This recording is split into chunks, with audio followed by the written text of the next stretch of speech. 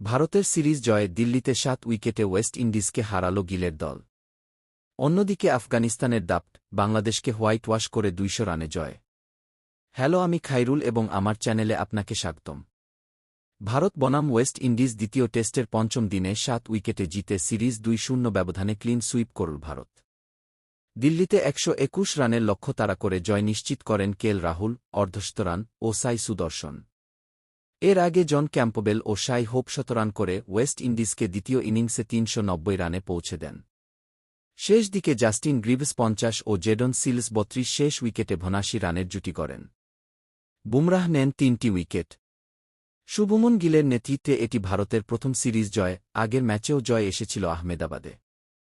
আফগানিস্তান আবুধাবিতে তৃতীয় ওডিআইতে বাংলাদেশকে 200 রানে হারিয়ে 3-0 ব্যবধানে সিরিজ জিতেছে।